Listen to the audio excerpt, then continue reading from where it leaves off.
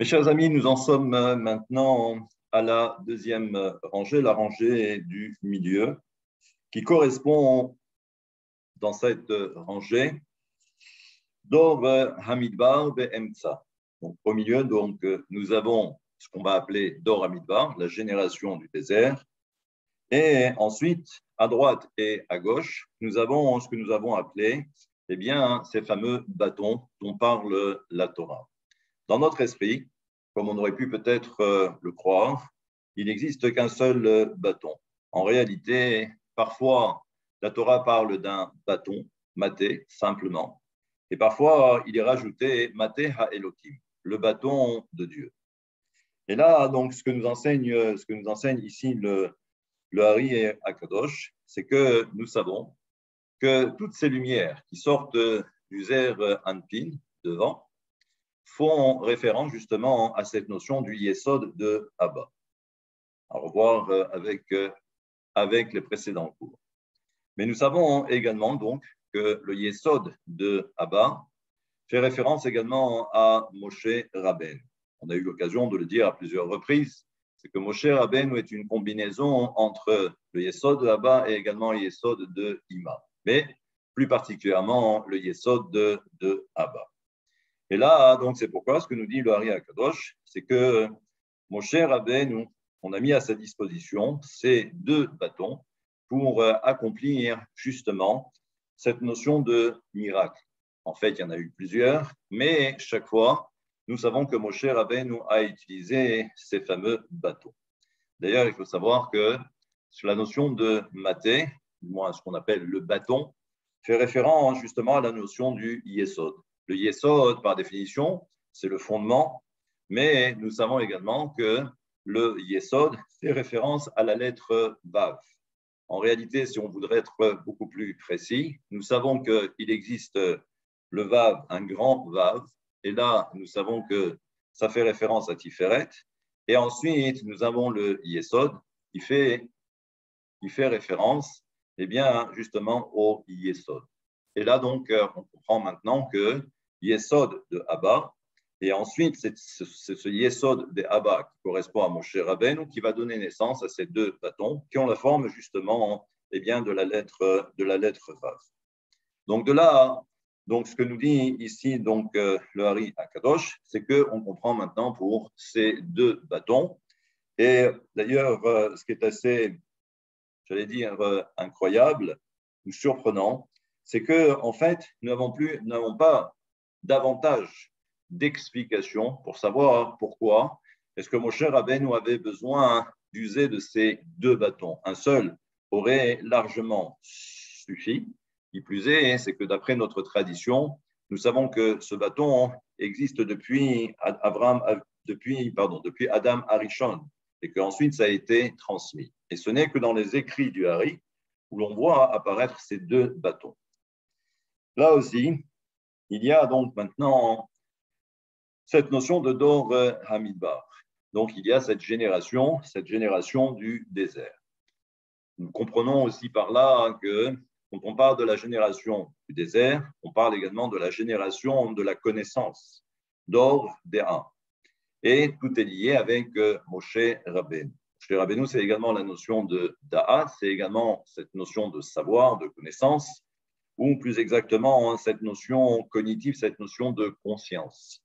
Et donc, c'est comme si Moshe Rabbeinu avait engendré le peuple d'Israël. D'ailleurs, c'est pourquoi, dans un midrash assez connu, au nom de Rabbi Akiva, dans le Talmud ou dans le midrash, eh bien, nous savons qu'il y a un homme qui a accouché, ou une femme qui a accouché 600 000 âmes.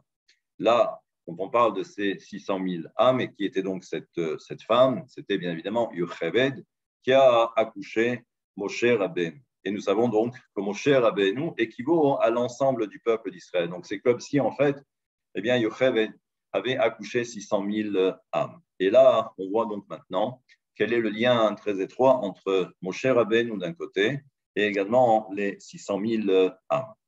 Donc, Dor Hamidbar, et vous allez voir que c'est assez surprenant, c'est que, comme vous l'avez bien compris, c'est que la dernière rangée Et au milieu de la dernière rangée, au centre, il y a Yaakov.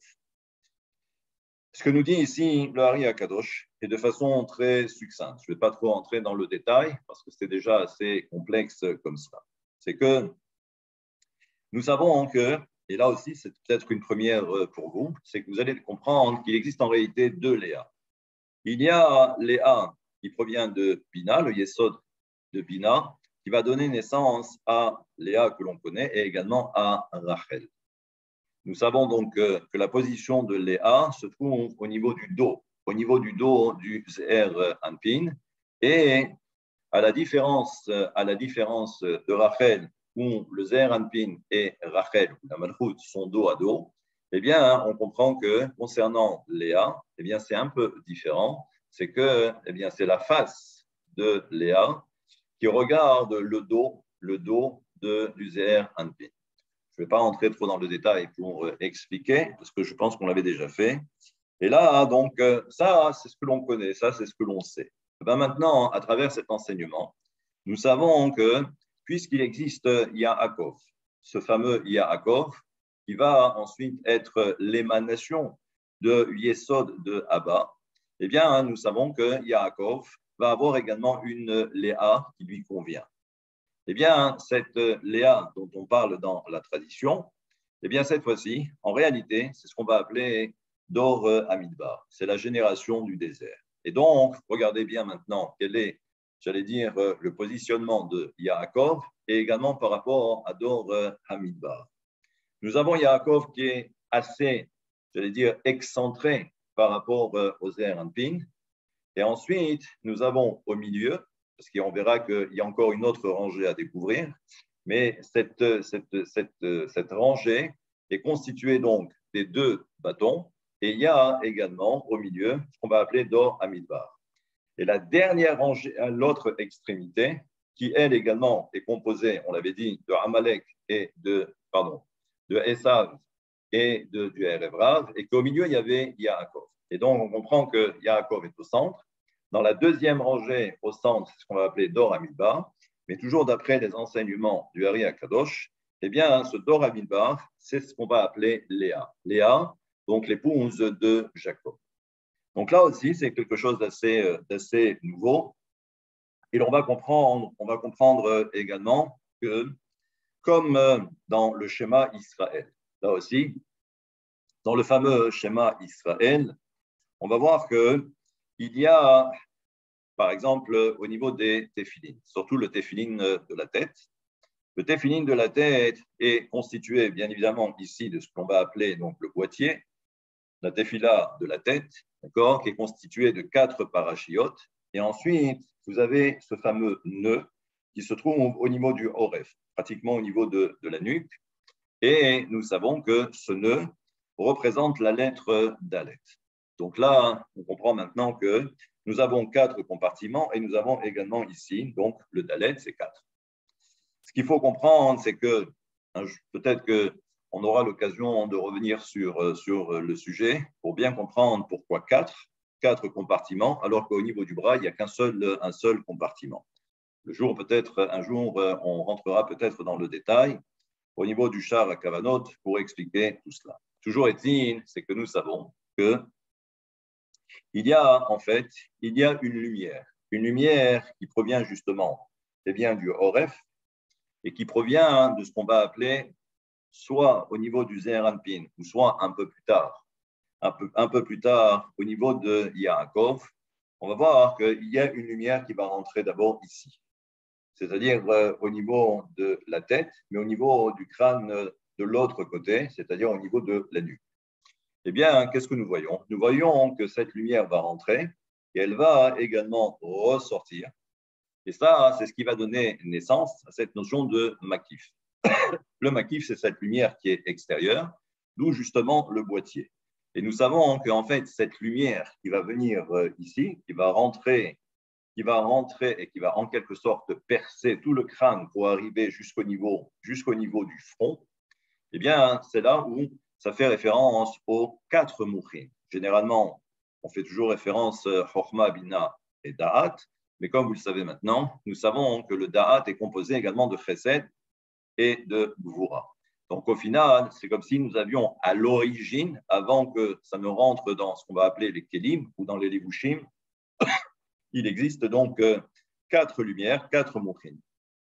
Eh bien, on comprend qu'en fait, ces 4 mouchines font référence également à cette notion de ces 4 compartiments. Et là aussi, on comprendra que le cheminement de cette lumière, c'est qu'à un moment donné, donc, ça rentre au niveau du crâne, mais c'est-à-dire au niveau de la nuque, ça ressort au niveau du front, et ensuite la lumière revient. C'est ce qu'on appelle dans un premier temps le Or Yachar, donc c'est une lumière qui est droite, qui est directe, et ensuite il y a cette lumière qui revient, ce qu'on appelle le Or Choser. Et lorsque la lumière rentre à l'intérieur et elle fait le cheminement inverse, c'est à ce moment-là qu'elle va créer ce qu'on va appeler le Dalet. Et le Dalet fait référence justement à la notion de Léa. J'aurai également l'occasion d'expliquer pourquoi Léa est représentée par la lettre Dalet. D'ailleurs, c'est le fameux Dalet du mot Echad, et c'est pourquoi dans la Torah, vous voyez que le Dalet est écrit en caractère gras, c'est-à-dire la lettre en elle-même est beaucoup plus grande. Et là, ça fait référence à la notion de Léa. Eh bien, donc on comprend ici que, encore une fois, nous savons que ce Dor Amidbar, eh bien, représente tout d'abord Léa, mais on comprend que la lumière va rentrer d'abord chez Yaakov et ensuite, quand elle va ressortir des Or Choser, elle va à nouveau donc se retrouver avec Dor Amidbar, mais qui est appelée également Léa. Et là, on va voir ensuite qu'il y a des différences, bien évidemment, entre la Léa que l'on connaît traditionnellement et qui est l'émanation du Yesod de Bina et la Léa qui correspond au Yesod de Abba. Ça, on verra une prochaine fois et on pourra ensuite rentrer dans le détail. Parce que pour l'instant, c'est vrai que c'est assez complexe et donc il faut un petit peu, j'allais dire, digérer. Et ensuite, on reviendra sur la suite. Il nous reste maintenant la 3e rangée où l'on parlera bien évidemment de ce qu'on a appelé le BR, ce qu'on a appelé la manne et ce qu'on va appeler également les nuées. Tout ça aussi, ça a une importance, mais à la fin, donc, on essaiera de comprendre un peu mieux et qu'est-ce que sont devenues justement toutes ces lumières. Ça, c'est un petit peu extérieur, mais ensuite, on reviendra sur un enseignement mystique beaucoup plus classique où l'on verra exactement quels sont les dévoilements ou les différents dévoilements de toutes les lumières, que ce soit à tous les niveaux, que ce soit Chorma, Bina, le Zeir Anpin, la Malchut, et voir dans le détail ce qui se passe à l'intérieur. Shabbat Shalom et à très bientôt.